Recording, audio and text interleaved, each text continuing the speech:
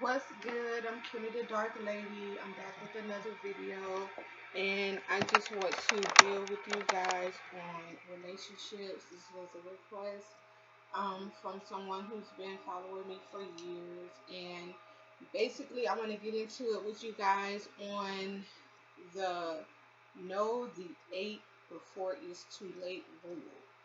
This is how you examine the relationships that you're in so that you can avoid certain things, so you can learn to love yourself, so you can understand, just human nature in general. And in order for us to do that, we must know ourselves. To know thyself is the most important thing while we're on this plane of existence. So I'm going to start off by getting into the number one topic, which is intensity, excessive charm.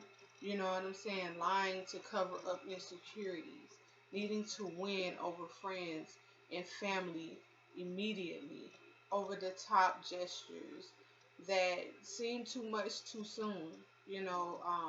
Bombarding you with texts and phone calls or in a short time, behaving obsessively, insisting you get serious immediately. Like that's just too much.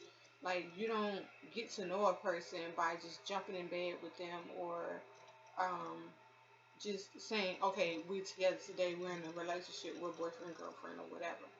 You need to really examine these people because if you don't, you will see red flags, you will see a pattern, and then you don't want to get down the line like a week or two or whatever, I'm gonna say it like that, and end up waking up to a stranger.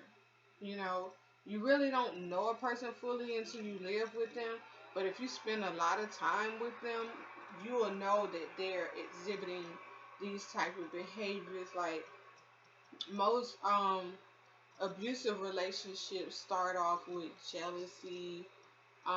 They may respond irrationally or interact with others, becoming like crazy, angry, or don't want you to be around people that you've been kicking it with for a long time, like your close friends and family members, accusing you of shit that you ain't did, and this just be retarded, you know, um, demanding your time, and where you been, details of your life, what time was you like. Do I really need to explain all that to you? Number three is controlling, you know.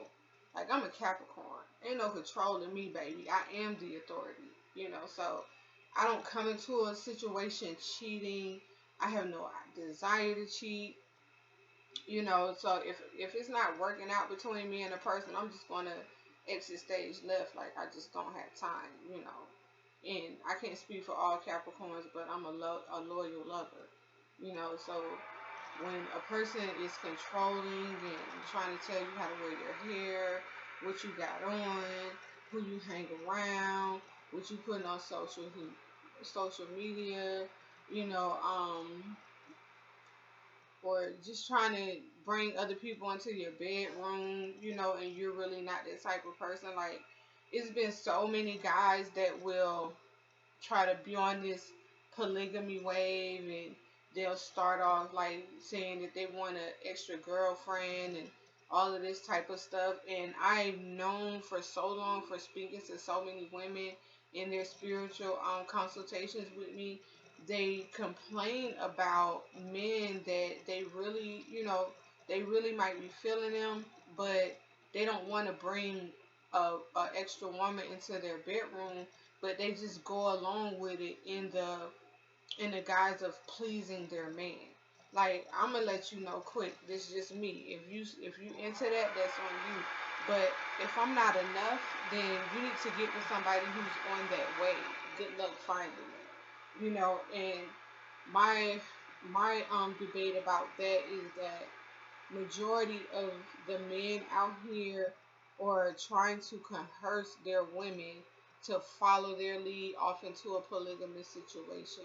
If you grew up with that understanding and that fits your frequency, by all means do you.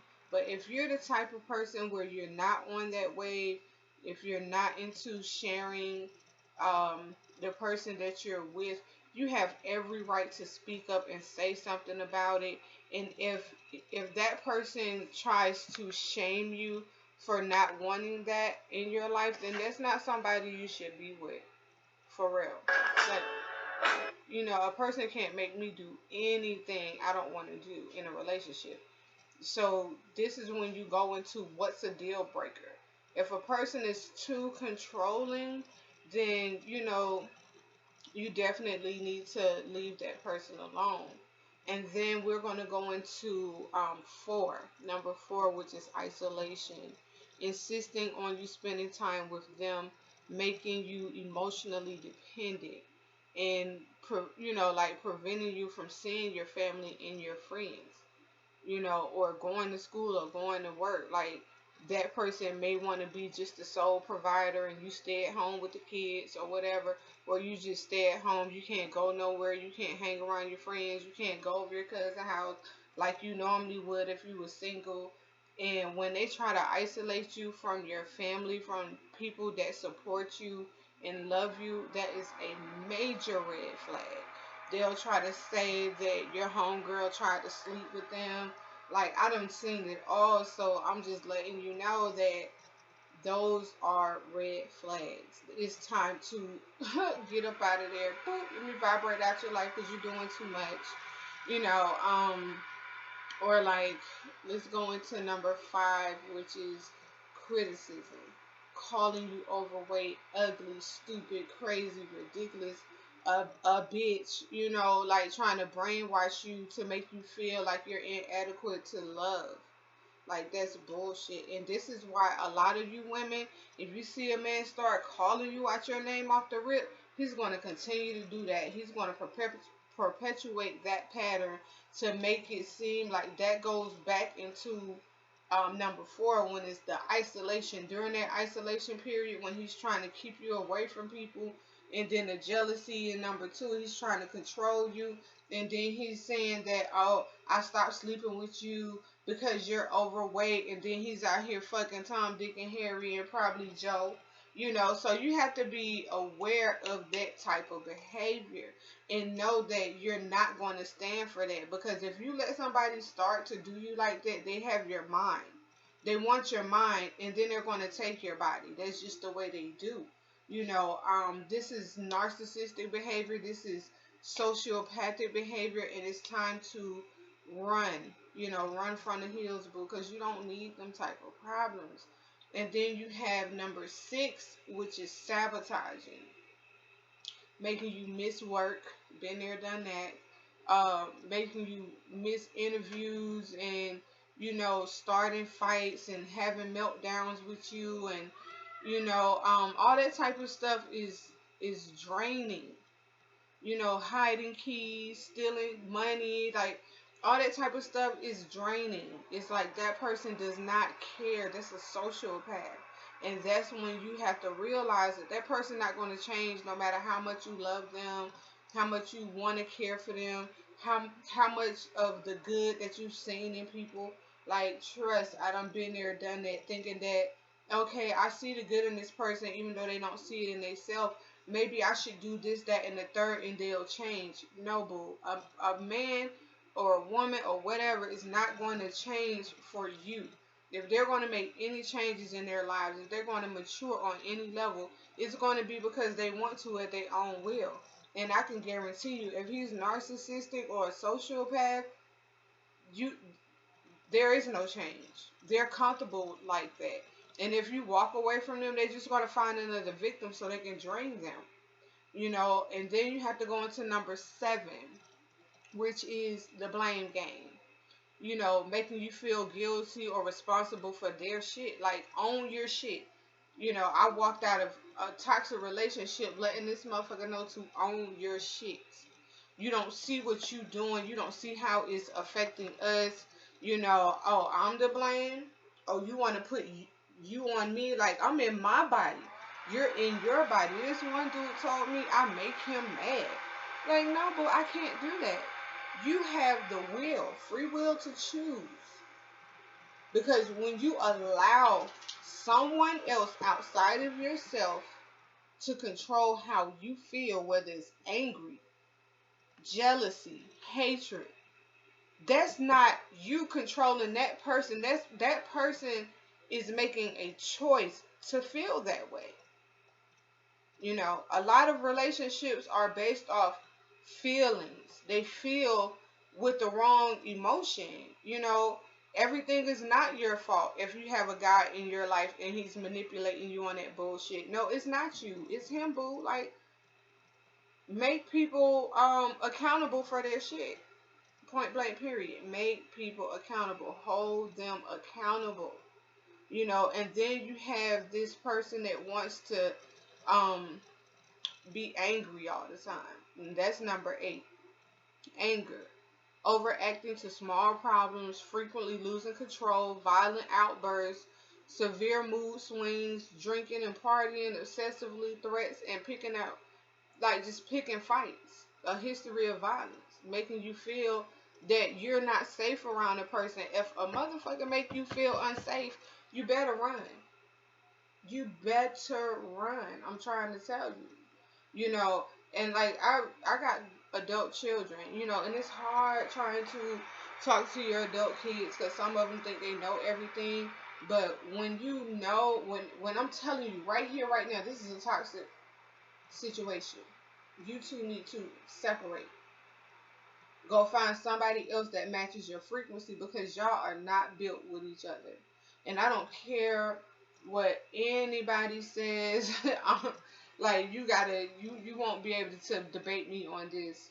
If you're constantly arguing about something, if y'all can never come to an agreement about anything, it's plain and simple common sense. It's time to walk away from the bullshit. It does not serve your energy. It does not serve your evolution as a human. Like, as a spirit having a human experience. We have to look at this type of situation as basically what is happening is when you're going through toxic relationships, those are lessons. Those are lessons. You look at these 8 keys in a person's behavior, and then once you break away from that, you work on healing and recovering from that bullshit. So when you come into the next situation, you will see those red flags. You will see those signs and be like, yeah, you know what? It's time for me to exit stage left because I fear for my life. I think this person may try to harm me, try to sabotage me. I don't got time, and move on.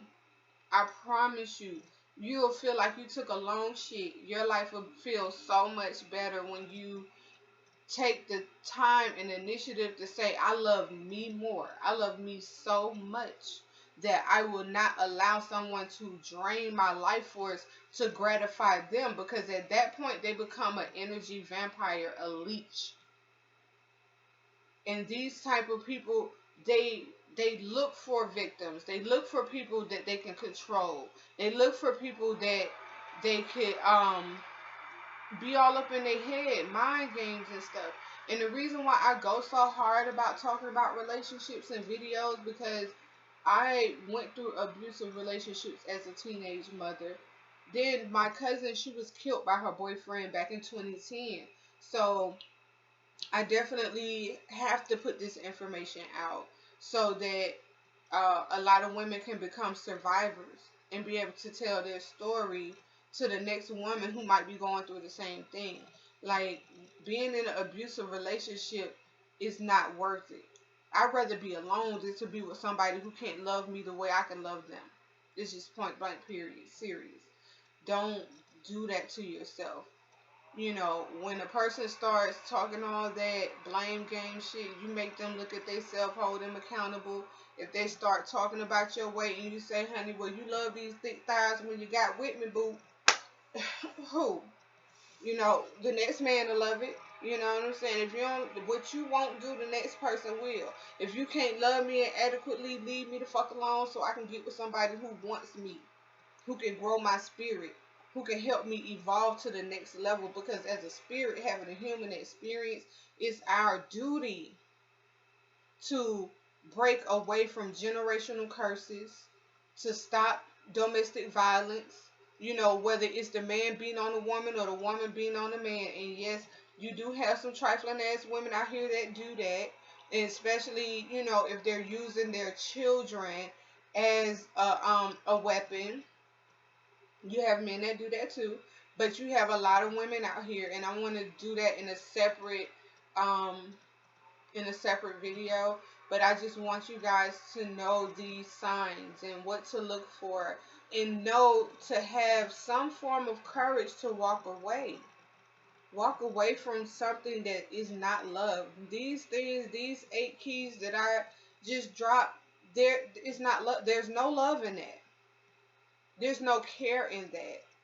You know, and I tell people off the rip, my name is Yakemi. In Yoruba, it means to care for. So if I don't care, it's a problem. It's you know, it's something that you need to reevaluate. Like, damn, what I do to her to make her not care? Because if you see a person putting it all in, you don't.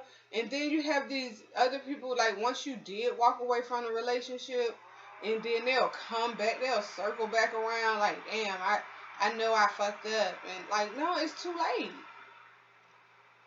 Baby, I done seen the 8, so it's too late. You got to keep it moving. Like, I wasn't a blessing for you. I was a lesson for you.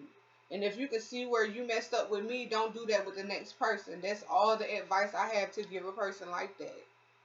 You know, I'm not going to be, you're not going to be a succubus to me. You're not going to drain my energy. You're not going to make me feel that I'm less than deserving when I know I am the honey and the motherfucking iced tea, baby.